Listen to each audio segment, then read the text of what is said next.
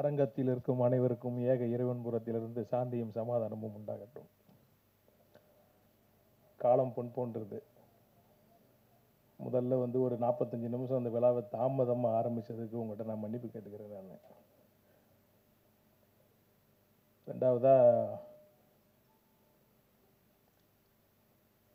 என்னை இந்த உயிர் தமிழுக்கு திரைப்படத்திற்கு இயக்குனராக்கி அழகு பார்த்த எனது குரு அமீர் சாருக்கு, மக்கள் போராளி அமீர் சாருக்கு நன்றி. நான் ஏன் அவரை குருன்னு சொல்கிறேன்னா, நான் அவருடைய எந்த திரைப்படத்துலேயும் உதவியாளராக நான் வேலை செய்யலை. அவரோட படத்துக்கு நான் இயக்குனர். ஆனால் நான் ஏன் அவரை குருன்னு சொல்கிறேன்னா, அதுக்கு ஒரு குட்டி பிளாஸ்பேக் இருக்குது. ஒரு குட்டி பிளாஸ்பேக் இருக்குது. கொஞ்சம் டைம் எடுத்துக்கிறேன், மன்னிக்கணும். என்னென்னா, ஒரு இயக்குனரை எனக்கு இது அரங்கேற்றம். இவங்கெல்லாம் பல அரங்கேற்றங்களை பார்த்தவங்க இந்த மேடையில் இருக்கிற எல்லா பேருமே. எனக்கு இது அரங்கேற்றம்.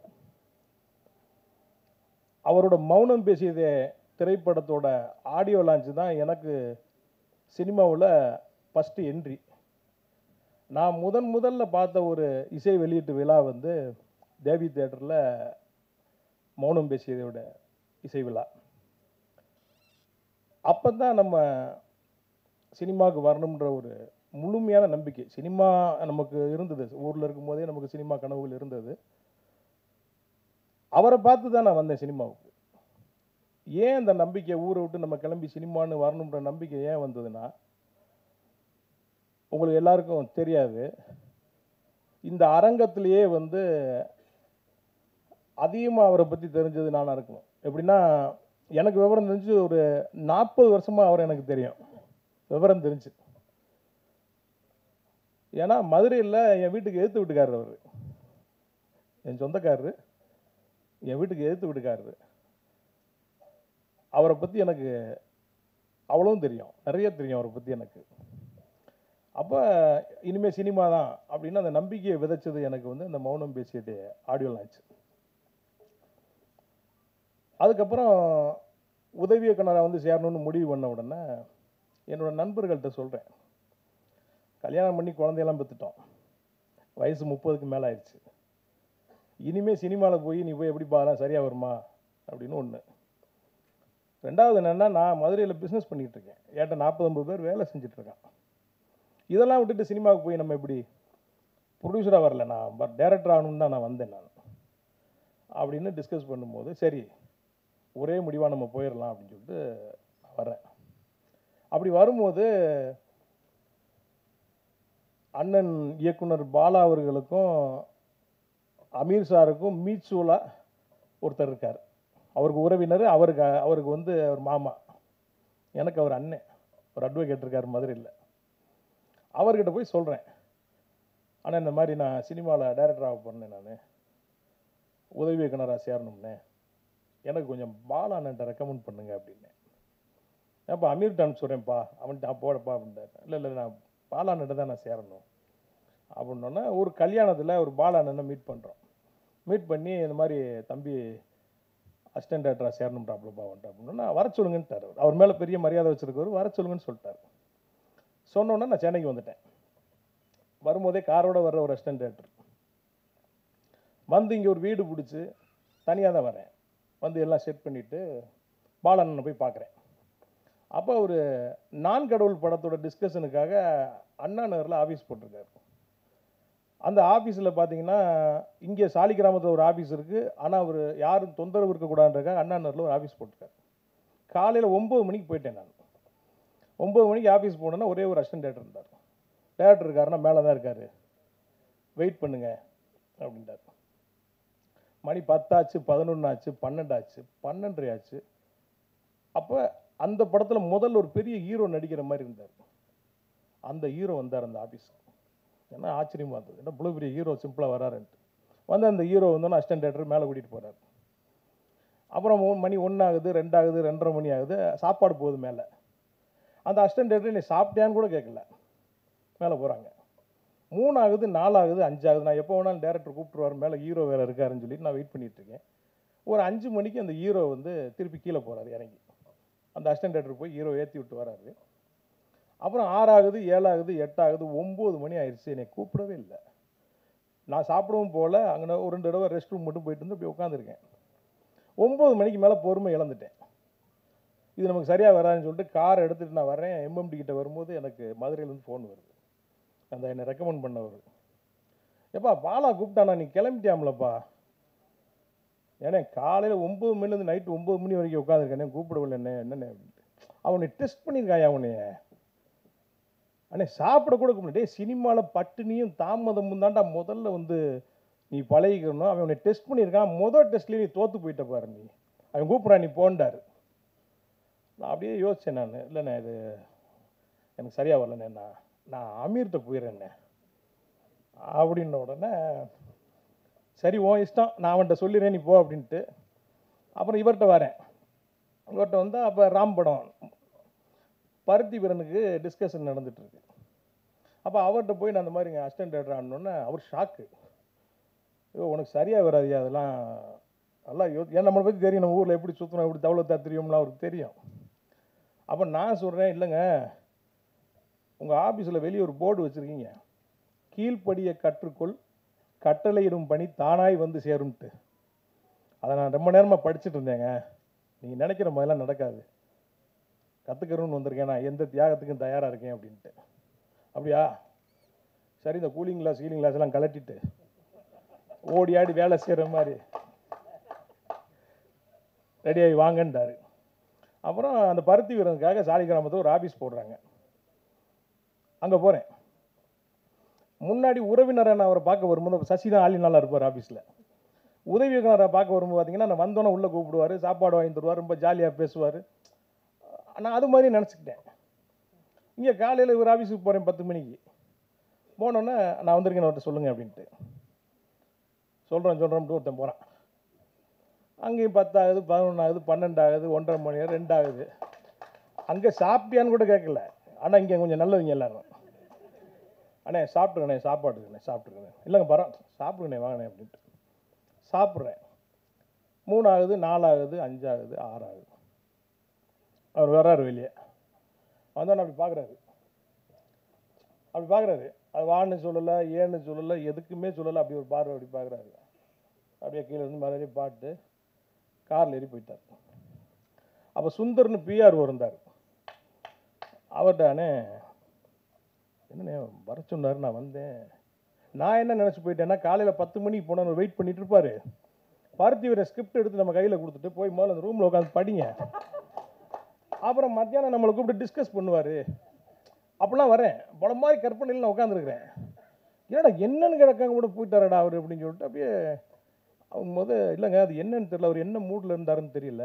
உங்களுக்கு அவரை பற்றி தெரியுமில்ல? ஏங்க அவரை பற்றி எனக்கு தெரியும், எனக்கு வேறு மாதிரி தெரியுங்க, இப்படி எனக்கு அவரை பற்றி தெரியாதுங்க அப்படின்ன உடனே சினிமா போக உங்களுக்கு கற்றுக் கொடுக்கும். அப்புறம் வந்துட்டேன். அடுத்த நாள் நான் போகலை. காலையில் கிளம்புனேன். யோசிச்சு பார்த்தேன், இப்போ அங்கே ஒரு எக்ஸ்பீரியன்ஸு, இங்கே ஒரு எக்ஸ்பீரியன்ஸு, போகலாமா வேணாமான்னு யோசனை பண்ணிகிட்டே இருக்கேன். மறுநாள் சாயங்காலம் எனக்கு ஃபோன் வருது மதுரையிலேருந்து. அவர் தான், எப்பா நீ ஆஃபீஸுக்கு வரலையா அமீர் சொன்னானே அப்படின்ட்டு.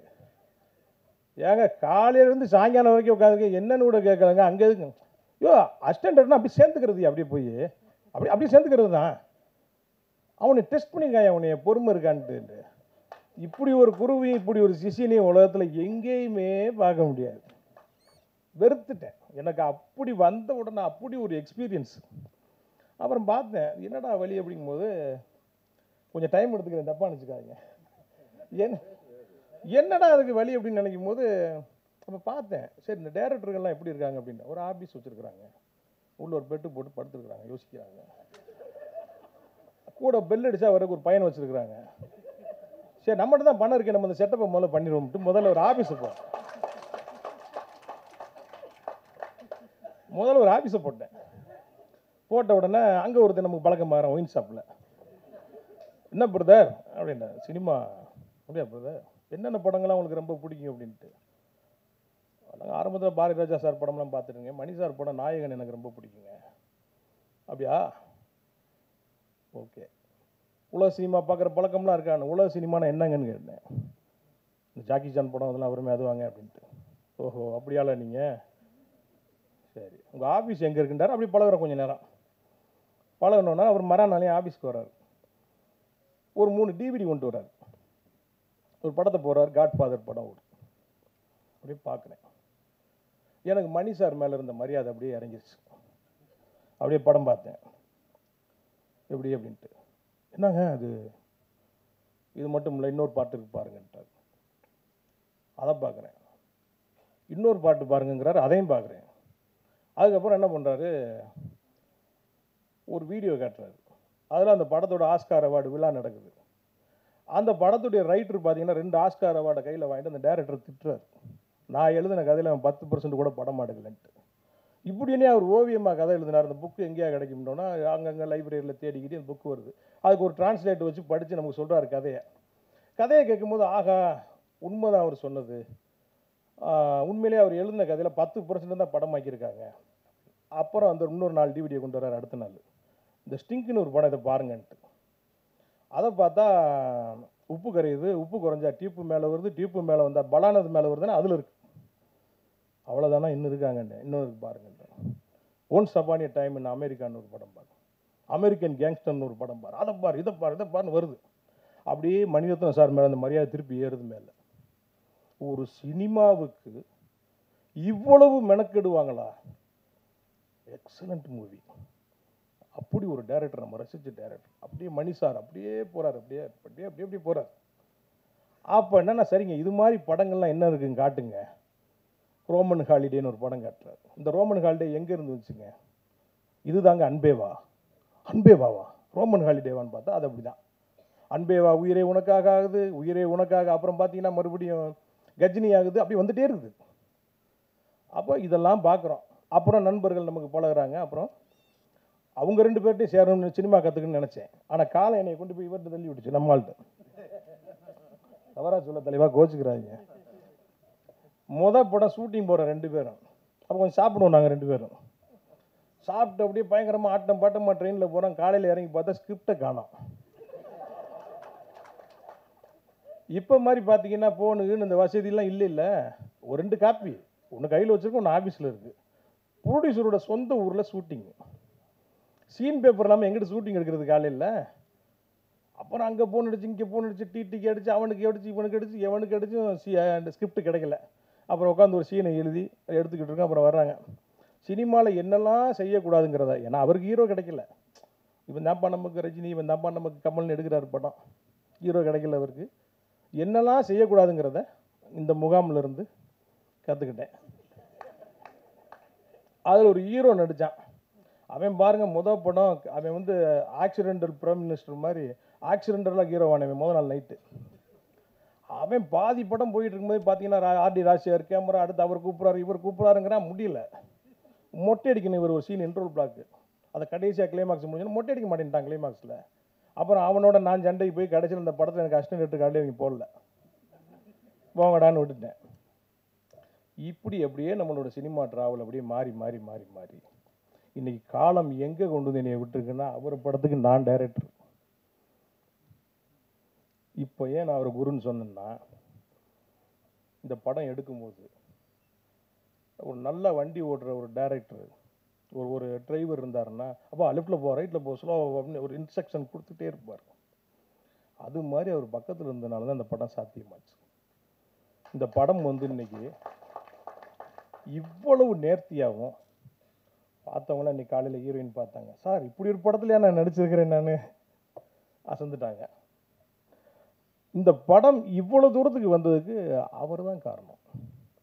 சினிமாவில் ஷூட்டிங் நடந்துகிட்டு இருக்கும்போது டைரக்டரும் ஹீரோவும் முதல்ல பேசிப்பாங்க. என்ன சார் இந்த ப்ரொடியூசர் 4 நாள் எடுக்க வேண்டிய சீனை 2 நாளில் முடிங்கிறான், கொலையாக கொள்றான சார். பேசிகிட்டு இருக்கும்போது அங்கேருந்து ப்ரொடியூசர் வருவார். ஹீரோ போய் மார்க்கில் நிற்பார். இப்போ ப்ரொடியூசரும் டைரக்டரும் பேசிக்கிடுவாங்க. என்ன சார் இவனை போய் ஹீரோ வாக்கினே கொலையாக கொள்றானே சார், நம்மளை வேறு ஹீரோ இருந்தால் நல்லா படம் எடுத்துக்கலாமா சார்பா. கொஞ்ச நேரத்தை பார்த்தீங்கன்னா டைரக்டர் எழுந்திரிச்சு வேற ஒரு செட்டப்புக்கு போவார். ஹீரோ ப்ரொடியூசர் பக்கத்தில் உட்காருவார்.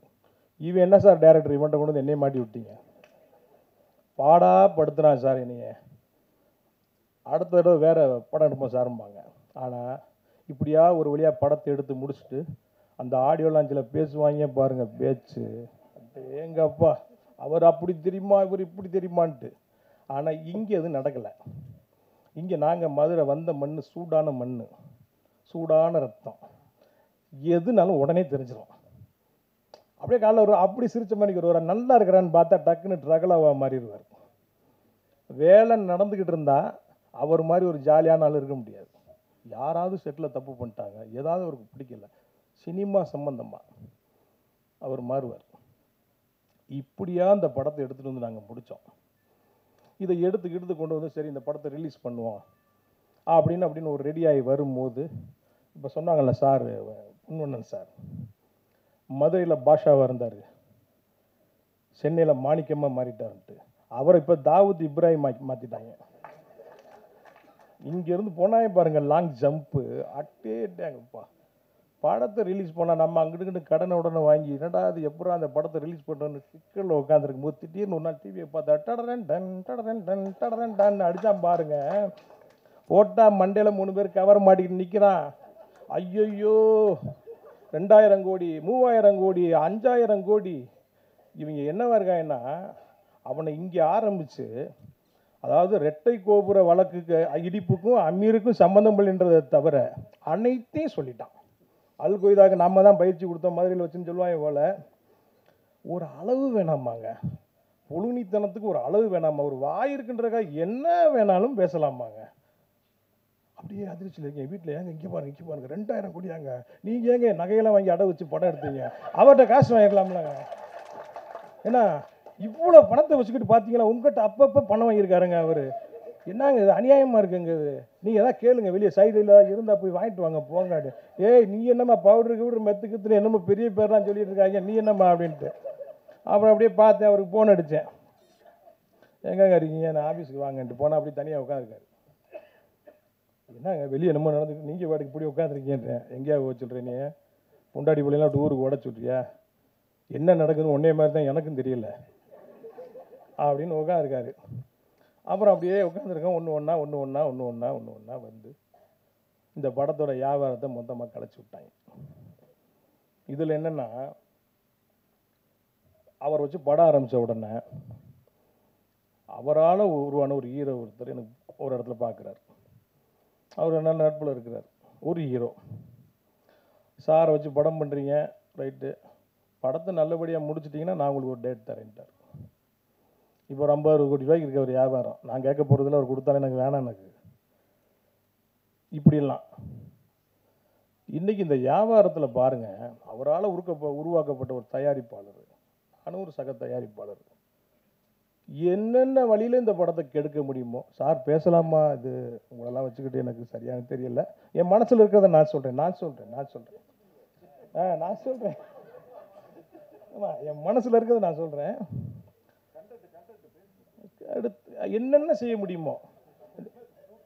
எஃப்எம்எஸ்க்கெல்லாம் பார்த்தீங்கன்னா 15 நாளைக்கு முன்னாடி கொடுக்கணும், அப்போ துபாயெல்லாம் சென்சார் பண்ண முடியும், சப்டைட்டிலாம் போட முடியும். எல்லாத்தையும் கெடுத்து, அப்போ நான் என்னென்னா, இது என்னடா சோதனைன்ட்டு. ஒரு காலம் இருந்தது மதுரையில், அவர் சொன்னார்ல பொறுக்கியாக இருந்தவர் வந்தவர் சாருன்ட்டு, நம்மளும் கிட்டத்தட்ட அதே கேட்டகரி தான். அங்கங்கே கூட்டமாக போய் சண்டை போடுறது. ஒரு சினிமா பார்க்க போகிற இருந்தால் கூட 10 பேர் போகும்போது பருத்தி வரல குறுவாள் எடுப்பான் பாருங்க, அப்படி வாள் எடுத்து சொல்லிட்டு போவான், எவனா எங்கேயும் அடிச்சு போடுவான் நம்மளை அப்படின்ட்டு. அப்படிலாம் ஒரு காலம் இருந்தது. இதுக்கெல்லாமா நம்ம பயப்பட போகிறோம் நம்ம? ஆனால் எந்தெந்த வழியில் கெடுக்க முடியுமோ எல்லா வழியிலையும் கெடுத்தார். கடைசி என்னென்னா, என்கிட்ட நல்லா பேசவும் செய்வார், அப்பப்போ பேசவும் செய்வார். ஒரு நண்பர் அவர் பேசுனதை ரெக்கார்ட் பண்ணி எனக்கு அனுப்பிச்சி விட்டார். இப்போ என்கிட்ட இருக்குது, என் கையில் இருக்குது, பாருங்க அப்படின்ட்டு. அப்புறம் இது என்ன சொல்கிறது, இது காலம்தான் அதுக்கு பதில் சொல்லணும். இது வந்து நம்ம அதெல்லாம் தாண்டி வந்துட்டோம், காலம் கண்டிப்பாக அதுக்கு பதில் சொல்லணும். பார்க்கலாம், ரைட்டு. அப்புறம் வந்து மக்கள் போராளி படம் முடிஞ்ச உடனே அப்படியே பார்க்கும்போது, அந்த படத்துக்கு வெறுமனே அமீர் அப்படின்னு ஒரு டைட்டில் இருந்தால் நல்லாயிருக்கும் அப்படின்னு அப்படியே யோசிக்கும் போது, ஷூட்டிங் நடக்கும்போது பார்த்தீங்கன்னா அப்பப்போ ஹீரோ மதுரை கிளம்பிடுவார். என்னங்க மதுரை ஊருக்கு, நம்மளும் அதே ஊர் தானே, என்ன இவ்வளோ பாஸ் அப்படின்னா வாய்தாக்கு போகிறார் ராமநாதபுரத்துக்கு. டைரக்டர் அவர் பஸ் லெஸ்லாம் போக முடியாது, ஒரு தடவை போன ஃப்ளைட்டில் போனால் காரில் போனால் 10,000-20,000 செலவாகும். பருத்தி வீரன் மாதிரி அவ்வளோ பெரிய ஹிட்டை கொடுத்துட்டு அடுத்த ஹீரோ யார், எத்தனை கோடி சம்பளம், எவ்வளோன்னு போகாமல் இந்த தமிழ் சமூகத்துக்காக சிறைக்கு போனவர் என்னோட ஹீரோ. அவர் கூட போன எங்கள் அண்ணன் செந்தமிழன் சீமான் இன்னைக்கு ஒரு பெரிய அரசியல் கட்சியோட தலைவராக இருக்கிறார். அவர் சினிமா மேலே இருக்க காதலில் சினிமாவில் அவர் இருக்கிறாரு. வழக்கு போட்டது தெரியும், போனது தெரியும், வந்தது தெரியும். அந்த வழக்குக்கு எத்தனை வருஷம் அலைஞ்சாங்கன்றது எனக்கு தெரியும். 10 ஆண்டுகள். எத்தனை வருஷம் சார் அது இருக்கும்? 10 வருஷம். வாய்தாக்கா 2 வாய்தா 3 வாய்தா சேதாப்பில் போகலன்னா வாக்கில் சார் வரலைன்னா வாரண்ட் ஆயிரும் சார். இப்படியா போய் கடைசியில் நீதிமன்றத்தில் அவங்க விடுதலை ஆகும்போது அந்த நீதிபதி சொல்கிறாரு அவங்க 2 பேரையும் பார்த்து, நீங்கள் இதெல்லாம் பயப்படாதீங்க, எதுக்கெல்லாம் இது மாதிரி தொடர்ந்து குரல் கொடுங்கன்னு சொல்கிறாரு. அப்படி சர்டிஃபிகேட் வாங்கிட்டு வந்து ஒரு நீதிமன்றத்தில் என்னோட ஹீரோ மக்கள் போராளி அமீர். நீங்கள் எப்படா சர்டிஃபிகேட் கொடுப்பீங்க அவருக்கு? தாவூத் இப்ராஹிம் ரேஞ்சில் மக்கள் மனதில் இருக்கிறார், தமிழக மக்களுடைய இதயங்கள் இருக்கிறார் அமீர். 20 ஆண்டுகளாக வந்து அவருடைய திரைப்பட வாழ்க்கையை பின்னோக்கி நீங்கள் பார்த்தீங்கன்னா அவ்வளோ ஃபுட்டேஜ் இருக்கு. மக்கள் போராளி அமீர்னு நான் ஒரு புத்தகமே எழுதிக்கிட்டு இருக்கிறேன், கூடிய சீக்கிரம் வரப்போகுது. 20 ஆண்டுகளாக அந்த தமிழ் சமூகத்துக்கு எப்படி அவர் களத்தில் நின்றார். அனிதா மரணம்னா அங்கே நிற்பார், கூடங்குளம் அனல் மின் நிலையம்னா அங்கே நிற்பார், ஜல்லிக்கட்டுக்கான போராட்டம்னா அங்கே நிற்பார், காவிரி இஷ்யூன்னா அங்கே நிற்பார், எல்லா இடத்துலையும் நிற்பார். கோடிகளை குமிச்சுக்கிட்டு இருக்கிற இந்த சினிமாவில் அது தானேங்க வர்றோம். அங்கே இப்படி ஒரு ஆள், இவருக்கு இப்படி ஒரு பட்டம் கொடுக்கலன்னா வேற யாருக்கு கொடுக்குறது? எக்காலத்துலையும் என்னை வந்து அவர் என்னோட குருநாதர், ஒரு மக்கள் போராளி. அப்புறம் என்னென்னா இந்த படம் வந்து அமீர், உயிர் தமிழுக்கு அவெல்லாம் பார்த்தோன்னா ஒரு முரட்டு அரசியல் படமாக இருக்கும், சீரியஸான படமாக இருக்கும். அதல்ல அது இருக்குது, அரசியல் இருக்குது, முழுமையான அரசியல் இருக்குது.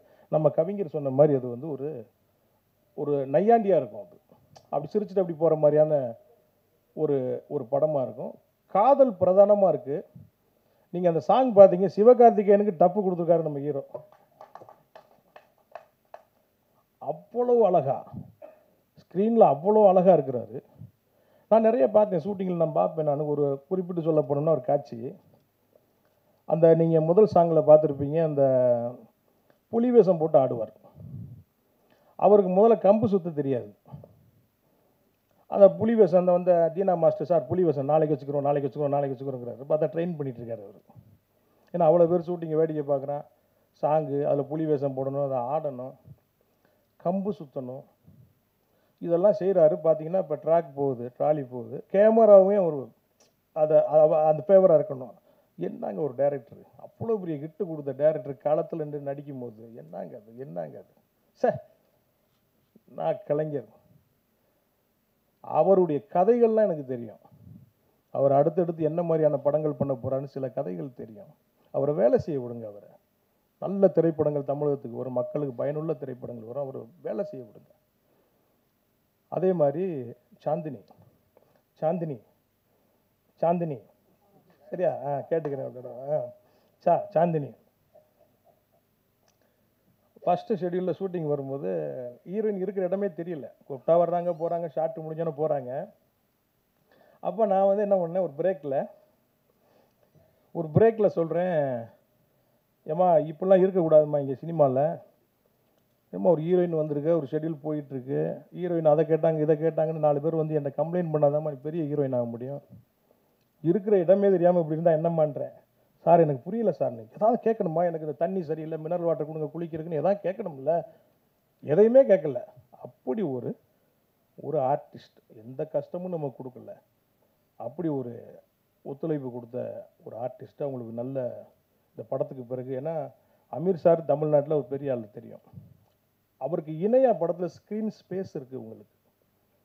ஒரு மன்னன் படத்தில் விஜயசாந்த் ரஜினிகாந்த் பார்த்த மாதிரி, சவாலை சமாளியில் வந்து சிவாஜி சாரும் ஜெயலலிதா அம்மாவும் பார்த்த மாதிரி ஒரு ஈக்குவலான ஒரு ஸ்பேஸ் அவங்களுக்கு ஸ்க்ரீனில் இருக்குது. இந்த படத்துக்கு அப்புறம் அவங்கள இந்த தமிழ் சினிமா பயன்படுத்தும்னு நினைக்கிறேன் நிறையா.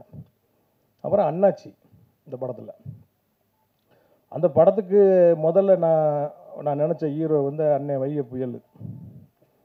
நிறைய பேசுகிறேனோ ஏன்னா அப்புறம் பட்ஜெட்டு மற்ற விஷயங்களை பார்க்கும்போது அண்ணன் பெரிய சம்பளத்தில் இருக்கிறாரு. அவருக்கு இவருங்க எப்போவுமே பாருங்கள் ஒரு வாக்கிய வரப்பு தராரு இருக்கும் 2 பேர்த்துக்கும். அவர் ஒரு ஏரியாவில் இருப்பார், இவர் ஒரு ஏரியாவில் இருப்பார். அப்புறம் அப்படி இப்படின்னு போய் கடைசியில் அண்ணாச்சி. அப்போ படம் ஃபுல்லாக வர்ற கேரக்டர் மொத்தமாக அப்படி ஒரு தூக்கி நிப்பாட்டுற பக்கத்தில் ஒரு சப்போர்ட்டிங் ஆர்டிஸ்ட்டாக, ஒரு காமெடியனா, ஒரு குணச்சித்திர நடிகராக எல்லாமே இருக்கிற ஒரு ஒரு கேரக்டர் அருமையாக பண்ணியிருக்காரு. நீங்கள் ஃபைனலாக படம் பார்க்க போகும்போது அப்படி ஒரு ஒரு காமெடி பண்ணியிருக்காங்க. இது அவருக்கு ஒரு முழுமையான ஃபுல் மீல்ஸ் கொடுத்துருக்காங்க அண்ணாச்சிக்கு. இதுக்கப்புறம் அண்ணாச்சி நிறைய படங்களில் ஹீரோவுக்கு விட்ட தோழனா மாமாவா, அப்புறம் பருத்தி வீரனில் வந்து கார்த்தியை வந்து எப்படி சித்தப்புன்னு கூப்பிட்டாங்களோ அந்த மாதிரி மாமான்னு கூப்பிடுவாங்கன்னு நினைக்கிறேன் நான். ஆமாம், எங்கள் அண்ணாச்சி இப்போ மாமாவாயிட்டார். ஆமாம், அந்த படத்தில் அதை படம் பார்க்கும்போது நீங்கள் ஃபீல் பண்ணுவீங்க. அப்புறம் இயக்குனர் பிரபாகரன் சார் பேசும்போது சொன்னாங்க, என்றைக்குமே நாங்கள் அவர் கூட இருக்கோம்ட்டு. இந்த இடத்துல நான் சொல்கிறேன், இங்கே வந்தவங்களை விட்டுருங்க, வராமல் நிறைய பேர் ஃபோன் பண்ணிகிட்டே இருந்தாங்க நம்ம கூப்பிட்டவங்க. ஐயோ வர முடியல, நாங்கள் ஷூட்டிங்கில் இருக்கோம், அங்கே இருக்கோம், இங்கே இருக்கோம். இந்த மாதிரி ஒரு நேரத்தில் அண்ணன் படம் ஆடியோ லான்ச் நடக்கும்போது நாங்கள் இருக்கணுமேன்ட்டு அவங்களுக்கும் நான் நன்றியை சொல்லிக்கிறேன். அப்புறம் கருப்பு சில சீன்கள் படத்தில் பல சீன் இருக்கார். 10 சீன் அவர் வந்தாலும் பட்டாசாக இருக்கும். அப்படி ஒரு டைலாக் டெலிவரி, அப்படி ஒரு காமெடி. இன்னைக்கு காலையில் படம் பார்த்தோம், அவங்க சாந்தினி சார் என்ன சார் இப்படி பண்ணியிருக்காரு, ஒரு படம் ஃபுல்லாக வச்சுருக்கலாமேன்ட்டு. அவ்வளோதான், அந்த சார் சொன்ன மாதிரி அங்கே ஸ்பேஸ் கிடைக்கலங்க. அப்புறம் கவிஞருடைய பாட்டு நாங்கள் ரிலீஸ் பண்ண பாட்டிலே பார்த்தீங்கன்னா நிறைய வியூஸ் போயிருக்குது. அவர் எழுதின அந்த ஓட்டு கேட்டு ஓடி வருவான் சாங்க, நம்ம குரு பாடின பாட்டு. இந்த பாராளுமன்ற தேர்தலில் பட்டையை கிளப்பியிருக்கு இந்த பாடல். ஆமாம், அப்புறம் நம்ம குருநாதர், ஆமாம் ஆமாம், இன்னொரு குருநாதர் என் சரவண சக்தி நண்பர் என்ன, அவர் பாடுங்க படம் ஃபுல்லாக அவர் ஒரு ஒரு ஏரியாவில் கிளக்கியிருப்பார். அவரும் நல்ல அவர் என்னென்னா வருஷத்துக்கு 4 படம் பண்ணுறாரு. எப்போங்க அப்படின்னா ஒரு படம் ஆடியோ லான்ச் பண்ணுறாரு, ஒரு படம் ரிலீஸ் ஆகுது, பார்த்தா அடுத்த படம் முடிச்சிட்டேங்கிறாரு. எங்கிட்ட ஒரு ப்ரொடியூசர் கிடப்பாங்கன்னு தெரியல, வரைச்சி அடி தள்ளுறாரு. வாழ்த்துக்கள் சார் உங்களுக்கும். மற்றபடி நிறைவாக எல்லாம் பேசிட்டோம்னு நினைக்கிறேன். பொன்வண்ணன் சார் வந்து இந்த படத்தில் பாருங்கள், இந்த படம் எடுத்த காலகட்டத்தில் எங்களுக்குள்ள நல்லது கட்டத்தில் எல்லாத்துலேயுமே வந்து இருந்தவங்களுக்கு ஒரு நல்ல அட்வைஸ் கொடுத்து நல்லா இது பண்ணி வந்தாங்க. இன்றைக்கி வந்து இப்படி ஒரு சூழ்நிலையில் வந்து இங்கே வந்து சாரை பற்றி அவர் கூட பழகி அவரோட ட்ராவல் பண்ணி அதை வந்து அவங்க முன்னாடி வந்து அவ்வளோ அழகாக சொன்னாங்க. அவங்களுக்கு நன்றி.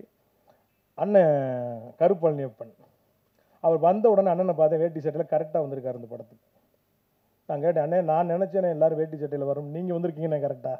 உயிர் தமிழுக்குன்ற டைட்டில் இந்த படத்துக்கு மிகச்சரியான காஸ்டியூமில் வந்திருக்காங்க. நான் அவங்களோட பெரிய ஃபேன், அவங்களோட பேச்சுக்கு நான் வந்து பெரிய ஃபேன். நான் அண்ணன் அடமலை மாதிரி இப்போ அண்ணனுடைய பேச்சை கேட்குறதுக்கு நான் தயாராக இருக்கிறேன். உங்களை மாதிரி நானும் ஆர்வமாக இருக்கேன். என்னோட குரு அமீர் சாருடைய பேச்சை கேட்குறதுக்கு நம்ம ரொம்ப ஆர்வமாக இருக்கிறேன். வர 10ஆம் தேதி படம் ரிலீஸ் ஆகுது.